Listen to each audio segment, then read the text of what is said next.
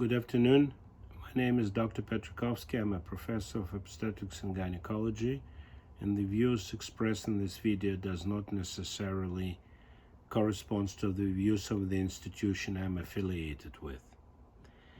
As I promised in the beginning, when I put this video series, that I try to stay away from politics and be as objective as possible, and I try to do my best to keep the promise. But sometimes it's very hard to do when there is a major disagreement in the recommendation between various authoritative bodies regarding coronavirus.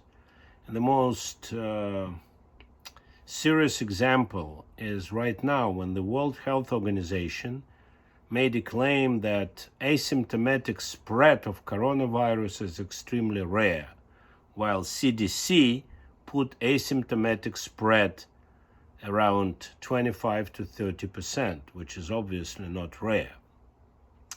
The difficulty is because there are different conditions, such as pre-symptomatic spread, which means somebody is destined to get coronavirus, is in pre-symptomatic period and is actively spreading virus.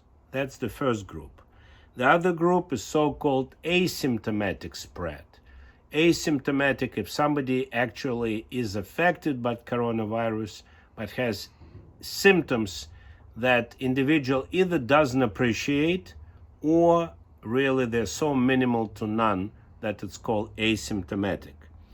And finally, there is also a coronavirus with so-called very mild or atypical symptoms, such as diarrhea, such as vascular disease unrelated to cough, breathing problems, etc.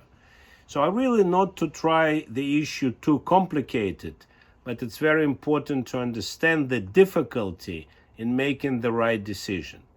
And again, with all the respect, World Health Organization, and I'm a physician for over 45 years, has little to no respect in the medical community that I'm affiliated with. Somehow they got it wrong almost every time. Usually they just follow the recommendation of international societies. They're usually 1 or 2 weeks behind.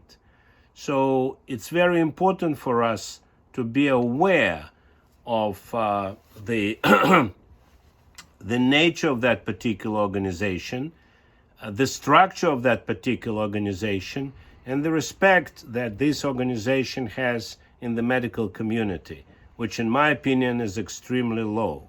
Instead of that, I would really recommend people to follow the guidelines of the either national or international societies, including CDC, which in my opinion come to much more accurate assessment of the situation. Thank you and stay safe.